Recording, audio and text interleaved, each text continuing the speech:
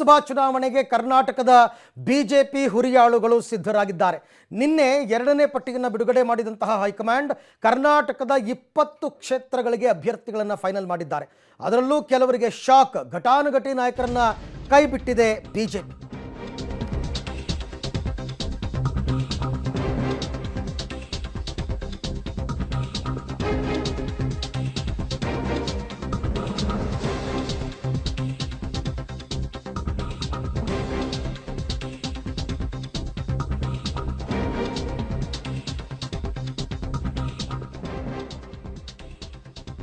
ಲೋಕಸಭೆ ಚುನಾವಣೆಗೆ ಬಿಜೆಪಿಯ ಹುರಿಯಾಳುಗಳು ಕರ್ನಾಟಕದಲ್ಲಿ ಸಿದ್ಧರಾಗಿದ್ದಾರೆ. ರಾಜ್ಯದ 20 ಕ್ಷೇತ್ರಗಳಿಗೆ ಈಗಾಗಲೇ ಬಿಜೆಪಿ ತನ್ನ ಅಭ್ಯರ್ಥಿಗಳನ್ನು ಘೋಷಣೆ ಮಾಡಿದೆ. ಅಳದು ತೂಗಿ ಸಾಕಷ್ಟು ಲೆಕ್ಕಾಚಾರ ಹಾಕಿ ಯಾರು ಕೊಡಬೇಕು ಯಾರು ಕೊಡಬಾರ್ದು, ಕೊನೆಗೂ 20 ಕ್ಷೇತ್ರಗಳಿಗೆ ಟಿಕೆಟ್ ಘೋಷಣೆಯಾಗಿದೆ. ಮೊದಲ ಪಟ್ಟಿಯಲ್ಲಿ ಹಾಲಿ ಸಂಸದರಿಗೆ ಎಲ್ರಿಗೂ ಅಲ್ಲ ಕೆಲವರಿಗೆ ಶಾಕ್, ಘಟಾನುಘಟಿ ನಾಯಕರನ್ನ ಕೈಬಿಟ್ಟಿದ್ದಾರೆ ವರಿಷ್ಠರು.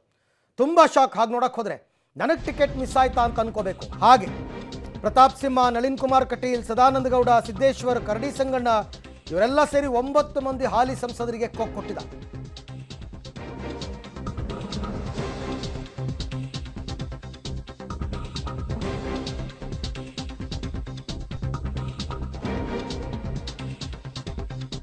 ಚಿತ್ರದುರ್ಗ, ಬೆಳಗಾವಿ, ಚಿಕ್ಕಬಳ್ಳಾಪುರ, ರಾಯಚೂರು, ಉತ್ತರ ಕನ್ನಡ ಇನ್ನು 5 ಕ್ಷೇತ್ರಗಳು ಟಿಕೆಟ್ ಘೋಷಣೆ ಬಾಕಿ ಉಳಿದಿವೆ.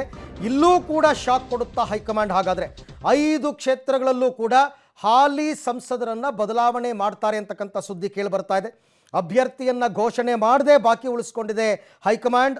5 ಕ್ಷೇತ್ರಗಳಲ್ಲಿ ಹಾಲಿ ಸಂಸದರ ಬದಲಾವಣೆ ಯಾಕೆ? ಪಬ್ಲಿಕ್ ಟಿವಿಯಲ್ಲಿ ಟಿಕೆಟ್ ಲೆಕ್ಕಾಚಾರದ ಇನ್ಸೈಡ್ ಮಾಹಿತಿಯನ್ನು ನಿಮಗೆ ನಾವು ಕೊಡ್ತಾ ಹೋಗ್ತೀವಿ. ಈಗ ಘೋಷಣೆ ಮಾಡಿರುವ 20 ಕ್ಷೇತ್ರಗಳ ಪೈಕಿ 9 ಕ್ಷೇತ್ರಗಳಲ್ಲಿ ಹಾಲಿ ಸಂಸದರಿಗೆ ಟಿಕೆಟನ್ನು ಕೊಟ್ಟಿಲ್ಲ. ಇನ್ನು 3 ಕ್ಷೇತ್ರ JDSಗೆ ಬಿಟ್ಟುಕೊಟ್ಟಿದ್ದಾರೆ. ಅದು ಮಂಡ್ಯ, ಹಾಸನ ಮತ್ತು ಕೋಲಾರ. ಅಲ್ಲಿಗೆ 23 ಆಯಿತು. ಇನ್ನು 5 ಕ್ಷೇತ್ರಗಳ ಟಿಕೆಟ್ ಘೋಷಣೆಯಾಗಬೇಕು. ಚಿತ್ರದುರ್ಗ, ಬೆಳಗಾವಿ, ಚಿಕ್ಕಬಳ್ಳಾಪುರ, ರಾಯಚೂರು ಮತ್ತು ಉತ್ತರ ಕನ್ನಡ. ಆದರೆ ಈ 5 ಕ್ಷೇತ್ರದಲ್ಲಿ ಹಾಲಿ ಸಂಸದರಿಗೆ ಟಿಕೆಟ್ ಸಿಗಲ್ಲ ಅಂತ ಹೇಳಲಾಗ್ತಾ ಇದೆ. ಹಾಗಾದರೆ 9 + 5 14 ಜನ ಹಾಲಿ ಸಂಸದರಿಗೆ ಟಿಕೆಟ್ ಕೊಟ್ಟಿಲ್ಲ. ಗೆದ್ದ 25 ಸಂಸದರ ಪೈಕಿ ಹಾಲಿ ಸಂಸದರಿಗೆ ಟಿಕೆಟ್ ಕೊಟ್ಟಿರ್ತಕ್ಕಂಥದ್ದು ಯಾವ್ಯಾವ ಕ್ಷೇತ್ರ ಅಂತಕ್ಕಂಥದ್ದನ್ನು ಮೊದಲಿಗೆ ನೋಡ್ತಾ ಹೋಗೋಣ. ಪ್ರಹ್ಲಾದ್ ಜೋಶಿ ಧಾರವಾಡದಿಂದ ಕಳೆದ ಬಾರಿ ಗೆದ್ದು ಕೇಂದ್ರದಲ್ಲಿ ಮಂತ್ರಿಯಾಗಿದ್ದರು. ಮತ್ತೆ ಪ್ರಹ್ಲಾದ್ ಜೋಶಿ ಅವರಿಗೆ ಈ ಬಾರಿ ಮಣೆಯನ್ನು ಹಾಕಲಾಗಿದೆ. ಹಾಲಿ ಸಂಸದರು ಯಾರ್ಯಾರಿಗೆ ಟಿಕೆಟನ್ನು ಕೊಟ್ಟಿದ್ದಾರೆ ಅಂತ ಮತ್ತೆ ಮೋದಿ ಅವರ ಆಪ್ತರಾಗಿ ಗುರುತಿಸಿಕೊಂಡವರು. ಇನ್ನು ಶಿವಮೊಗ್ಗದಿಂದ ಯಡಿಯೂರಪ್ಪನವರ ಪುತ್ರ BY ರಾಘವೇಂದ್ರ, ಚಿಕ್ಕೋಡಿಯಿಂದ ಹಾಲಿ ಸಂಸದ ಅಣ್ಣಾ ಸಾಹೇಬ್ ಜೊಲ್ಲೆ, ಹಾಗೆಯೇ ಬಾಗಲಕೋಟೆಯಿಂದ PC ಗದ್ದಿಗೌಡರ್ 4ನೇ ಸಾರ್ತಿಗೆ ಟಿಕೆಟ್ ಪಡ್ಕೊಂಡಿದ್ದಾರೆ. ಹ್ಯಾಟ್ರಿಕ್ ಗೆದ್ದಿದ್ದರು ಅವರು. ಇನ್ನು ವಿಜಯಪುರದಿಂದ ರಮೇಶ್ ಜಿಗಜಿಣಗಿ, ತುಂಬ ಆಶ್ಚರ್ಯ, ವಯೋಸಹಜವಾದಂತಹ ಕಾರಣ ಇತ್ತು, ಆದರೂ ಟಿಕೆಟ್ ಕೊಟ್ಟಿದ್ದಾರೆ. ಕಲಬುರಗಿಯಿಂದ ಉಮೇಶ್ ಜಾಧವ್ ಹಾಲಿ ಸಂಸದರು, ಕಳೆದ ಬಾರಿ ಮಲ್ಲಿಕಾರ್ಜುನ್ ಖರ್ಗೆ ಅಂಥವ್ರನ್ನೇ ಸೋಲಿಸಿದಂಥವರು. ಇನ್ನು ಬೀದರ್ನಿಂದ ಭಗವಂತ ಖೂಬಾ, ವಿಪರೀತ ವಿರೋಧ ಇದ್ದರೂ ಕೂಡ ಕೊಟ್ಟಿದ್ದಾರೆ.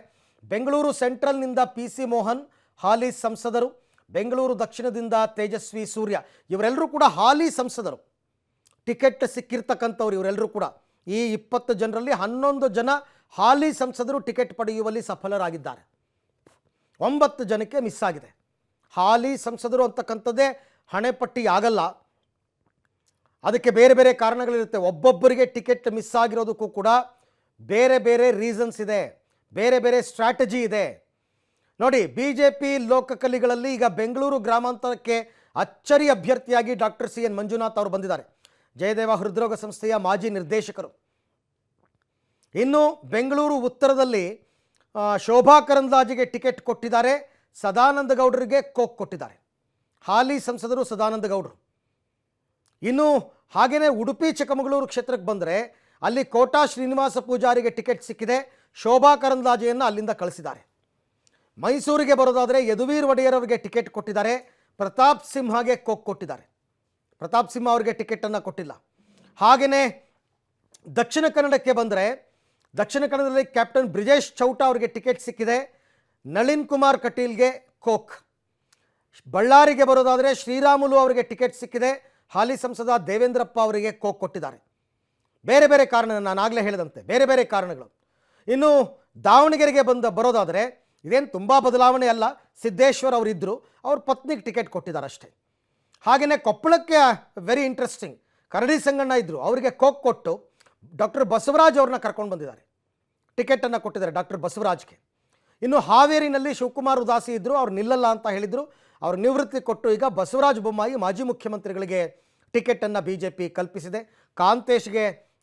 ಕಾಂತೇಶ್ಗೆ ಆಸೆ ಇತ್ತು, ಆಮೇಲೆ BC ಪಾಟೀಲ್ಗಿತ್ತು, ನಿರಾಸೆಯಾಗಿದೆ. ತುಮಕೂರಿನಲ್ಲಿ GS ಬಸವರಾಜು ನಿವೃತ್ತಿ ತಗೊಂಡಿದ್ದಾರೆ, ಸೋಮಣ್ಣ ಅವ್ರಿಗೆ ಟಿಕೆಟ್ ಆಗಿದೆ.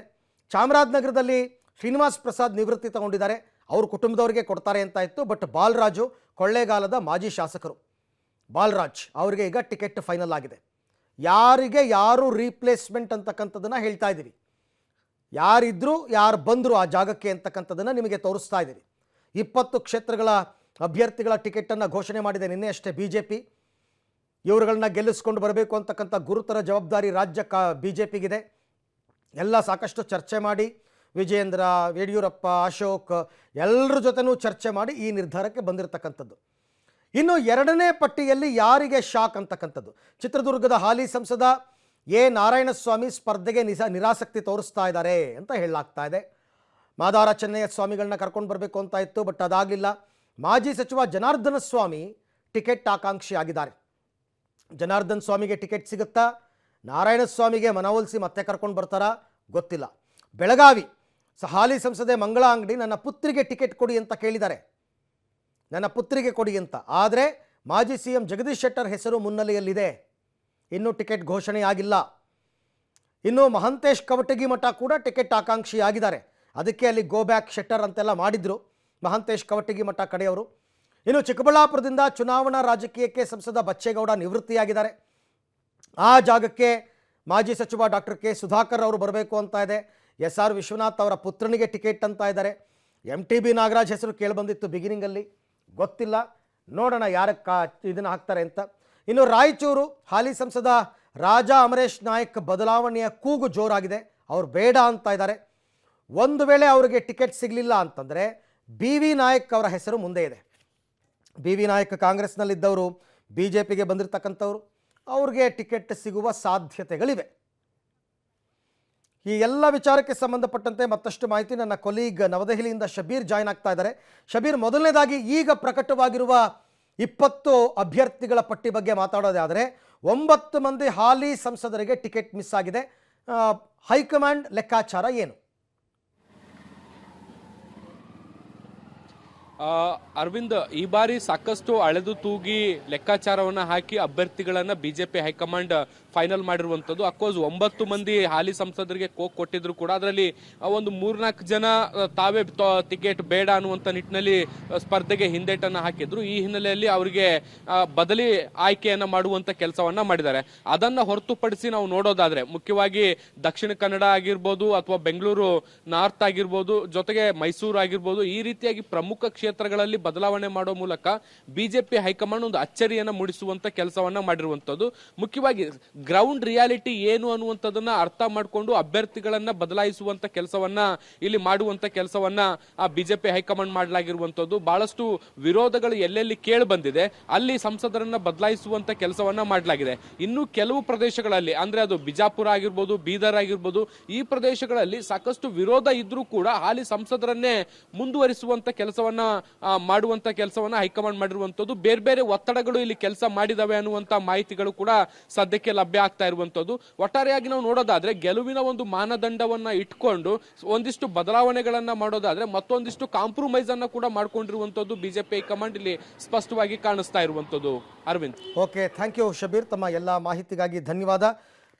ಸೊ ಇದು ಸದ್ಯಕ್ಕೆ ನಾವು ಇಂಥದ್ದೇ ಮಾನದಂಡದಲ್ಲಿ ಕೊಟ್ಟಿದ್ದಾರೆ ಟಿಕೆಟ್ ಅಂತ ಹೇಳೋಕ್ಕಾಗ್ತಿಲ್ಲ. ಯಾಕೆಂದರೆ ಈಗ ಪರಿವಾರವಾದ ಅಂತ ಬಂದರೆ ಕೆಲವರು ಪರಿವಾರವಾದದ ಟಿಕೆಟನ್ನೂ ಕೊಟ್ಟಿದ್ದಾರೆ, ಅದನ್ನು ವಿರೋಧಿಸಿದ್ದಾರೆ ಮೋದಿ ಅಂತ ಹೇಳೋಕ್ಕೂ ಆಗಲ್ಲ. ಬಟ್ ಅವ್ರದ್ದೇ ಆದ ಸಮೀಕ್ಷೆಗಳು, ಆಮೇಲೆ ಅಭ್ಯರ್ಥಿಗಳ ವೈಯಕ್ತಿಕ ವರ್ಚಸ್ಸು, ಇದೆಲ್ಲ ಆಧಾರದಲ್ಲಿ ಟಿಕೆಟನ್ನು ಕೊಟ್ಟಿದ್ದಾರೆ.